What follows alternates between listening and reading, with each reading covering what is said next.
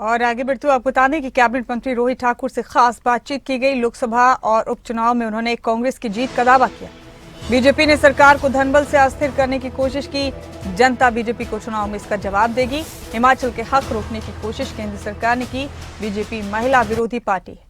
महिलाओं को मिलने वाले 1500 रुपए बीजेपी ने रोके। इंसान की तुलना भगवान से नहीं करनी चाहिए, सभी को मर्यादा में रहकर बात करनी चाहिए। तमाम बातें खबरें अभी तक से खास बातचीत में रोहित ठाकुर ने कही। बातचीत के लिए खबरें अभी तक के साथ मौजूद हैं कैबिनेट मंत्री रोहित ठाकुर, जो शिमला संसदीय क्षेत्र के भी प्रभारी हैं लोकसभा चुनाव के मद्देनजर। सर, चुनाव अभियान हालांकि रफ्तार पकड़ रहा है, मुख्यमंत्री भी आज से फील्ड में उतरे हैं। किस तरह से कांग्रेस आगे बढ़ रही है? हालांकि अभी कैंडिडेट्स का इंतजार हो रहा है, कब तक कैंडिडेट्स का इंतजार खत्म हो जाएगा?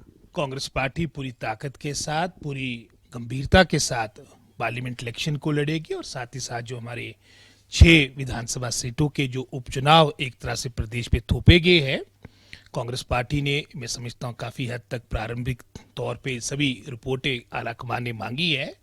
और जैसे आप जानते हैं कि 6 तारीख को हमारी इलेक्शन कमेटी की बैठक है दिल्ली में, और काफी हद तक मैं समझता हूँ तस्वीर स्पष्ट हो जाएगी। और एक तरह से अभियान भी माननीय मुख्यमंत्री ने आज ऊना जिला का कुटलहर विधानसभा क्षेत्र का उनका कार्यक्रम है, और 6 तारीख के उपरांत मैं समझता हूँ हर कार्यकर्ता आपको फील्ड में मिलेगा। हर, चाहे हमारे मंत्री है, चाहे हमारे विधायक है, हमारे सभी जो नेता है, कार्यकर्ता है, सभी मैं समझता हूँ एक एक विधानसभा क्षेत्र को, एक एक पूरे संसदीय क्षेत्र में अपनी ताकत लगाकर मैं समझता हूँ पूर्ण हमें आशा है कि कांग्रेस पार्टी को हिमाचल प्रदेश के अंदर जनता जनार्दन अपना आशीर्वाद देगी। जिस तरह से गत 1 वर्ष के दौरान कांग्रेस सरकार के कार्यकाल के दौरान विकास के कार्य हुए, और साथ ही साथ हिमाचल देवभूमि है, जिस तरह से एक असफल प्रयास भारतीय जनता पार्टी ने एक चुनी हुई सरकार को, ड्यूली इलेक्टेड गवर्नमेंट जिसका अपना एक कार्यकाल 5 वर्ष का होता है, उसको जो अस्थिर करने का प्रयास किया, ये भी कहीं ना कहीं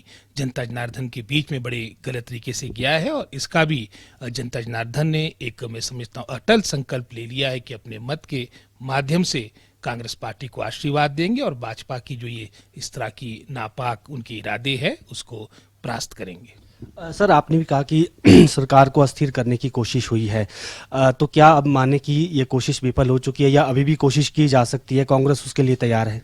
कांग्रेस पूर्ण रूप से तैयार है, एकजुट है। और जो इन्होंने फरवरी के महीने में ये राज्यसभा के इलेक्शन के बहाने से, उसके माध्यम से, जिस तरह से मैं समझता हूँ हॉर्स ट्रेडिंग के माध्यम से हमारे जो कांग्रेस के निर्वाचित विधायक थे उनको मैं समझता हूँ अपनी तरफ इन्होंने जो आकर्षित किया है, लेकिन जिस तरह से इसमें चाहे वो विधानसभा के माध्यम से ये लोग सुप्रीम कोर्ट भी गए, वहां पर भी इनको कोई रिलीफ नहीं मिला, और जनता जनार्दन के बीच भी कई तरह का कटाक्ष हमारे इन विधायकों को सहना पड़ रहा है। भविष्य में इस तरह की कोई बात नहीं होगी। और ये जो उपचुनाव हो रहे हैं, यहाँ पर भी मैं समझता हूँ हिमाचल की प्रबुद्ध जनता जनार्दन जो अपनी परिपक्वता के लिए, अपनी जागरूकता के लिए, अपनी साक्षरता के लिए पूरे भारतवर्ष में जानी जाती है, कांग्रेस पार्टी को अपना आशीर्वाद देगी। सर, विपक्ष के नेता एक बात बार बार कह रहे हैं कि 4 तारीख को दिल्ली में भी बीजेपी सरकार बनेगी और हिमाचल में भी सरकार बनेगी। इनके इस बयान को आप किस तरह से देखते हैं? जयराम जी के बयान पिछले मैं 3 साल से सुनता जा रहा हूँ। चाहे वो बाई इलेक्शन की बात थी, उस वक्त भी कह रहे थे कि 4 सीटें हमारी भारतीय जनता पार्टी की आएगी, और जब परिणाम आए उस वक्त मंडी संसदीय क्षेत्र जो उनका अपना गृह क्षेत्र था, गृह जिला था, वहां से भी प्रतिभा सिंह जी की कांग्रेस पार्टी की जीत हुई। उसके बाद इनकी परीक्षा आपके विधानसभा इलेक्शन के दौरान हुई, वहां पर भी मिशन रिपीट की बातें कर रहे थे, क्योंकि जगत प्रकाश नड्डा जी जो आपके राष्ट्रीय अध्यक्ष भारतीय जनता पार्टी के हैं, उनका भी प्रदेश के साथ संबंध है। पूरी प्रतिष्ठा का मैं समझता हूँ एक सवाल भारतीय जनता पार्टी ने बनाया था। यहाँ पर भी जयराम जी यही कह रहे थे कि हम बहुत अच्छे मेजॉरिटी के साथ भारतीय जनता पार्टी पुनः सत्ता में आएगी, और जो परिणाम आए वो आपके सामने है।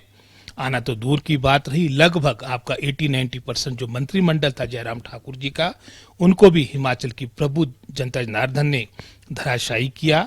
उसके उपरांत 2023 में शिमला, जिसे मिनी हिमाचल भी कहा जाता है, यहाँ पर भी भारतीय जनता पार्टी ने पूरा प्रयास किया, पूरी ताकत लगाई।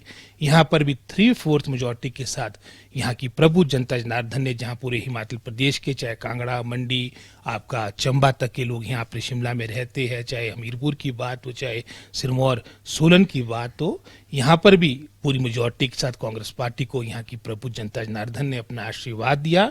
और जो पुनः हमारे समक्ष चुनौती है, यहाँ भी हमें पूर्ण आशा है कि जयराम ठाकुर जी की जो भविष्यवाणी है वो कांग्रेस के हक में ही अल्टीमेटली जाती है। यहाँ पर भी कांग्रेस पार्टी को हिमाचल प्रदेश की प्रभु जनता जनार्दन आशीर्वाद देगी, और देगी इसलिए जो हमने विकास के कार्य किए, कठिन वित्तीय परिस्थितियों होने के बावजूद भी जिस तरह से ओपीएस को लागू करना था, जिसके माध्यम से 1,36,000 जो हमारे रिटायर्ड पेंशनर्स हैं, हमारे अधिकारी है, कर्मचारी है, उनको जीवन के अंतिम समय तक पेंशन मिलेगी। ये एक बहुत बड़ा पूरे भारतवर्ष में एक, मैं समझता हूँ, रेयर एग्जाम्पल है। हाँ, जैसे मैंने कहा, वित्तीय स्थिति की बात आपके समक्ष है। 76,000 करोड़ का ऋण, 10,500 करोड़ के आसपास की जो आपकी डीए और एरियस के रूप में अदायगी थी, वो भी हमने पीछे रखकर जो हमारी वचनबद्धता थी उसको पूरा करने का हर संभव प्रयास किया। और विपरीत इनके सामने जो आपने देखा कि राजस्थान में जैसे इनकी सरकार आई, इन्होंने पहला कार्य जो किया वो आपका जो ओपीएस जो गहलोत सरकार ने अपने कार्यकाल के दौरान प्रारंभ की थी, उसे बंद करने का किया।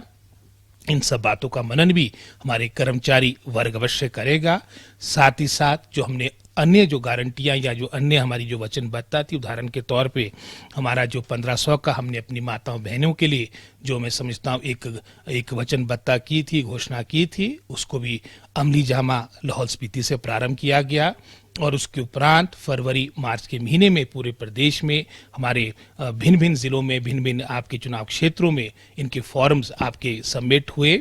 और राशि भी जैसे लाहौल स्पीति में प्रारंभ हो चुकी थी, 1500 प्रति महीना जो हमारी माताओं बहनों को मिलना था, वहां पर भी भारतीय जनता पार्टी के नेताओं को समस्या होगी।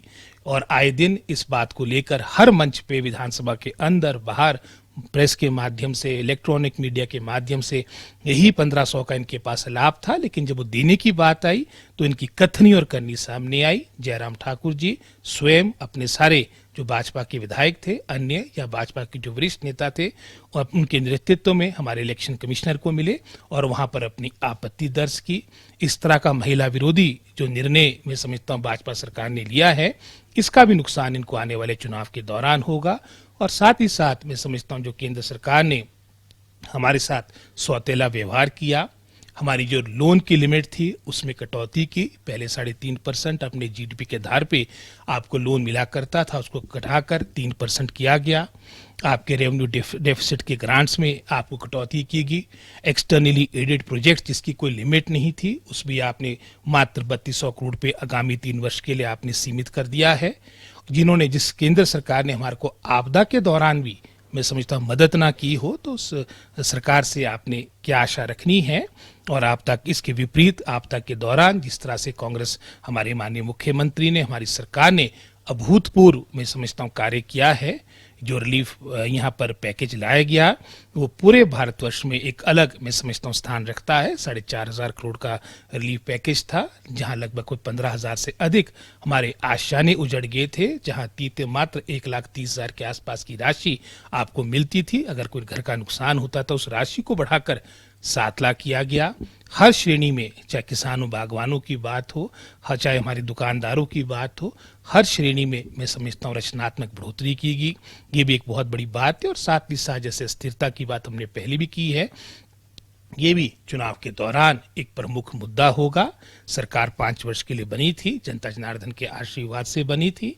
और उसमें जिस तरह से इन्होंने धन बल के आधार पर, जिस तरह से मैं समझता हूँ हॉर्स ट्रेडिंग के माध्यम से सरकार को गिराने का प्रयास किया है, इसका भी मैं समझता हूँ मतों के माध्यम से हिमाचल प्रदेश की प्रभु जनता जनार्दन अपनी रिफ्लेक्शन देगी, कांग्रेस पार्टी को अपना आशीर्वाद देगी। डॉक्टर साहब, आखिरी प्रश्न। कंगना रनौत भी चुनाव प्रचार में उतरी हैं और एक जनसभा में उनका एक वीडियो वायरल हो रहा है।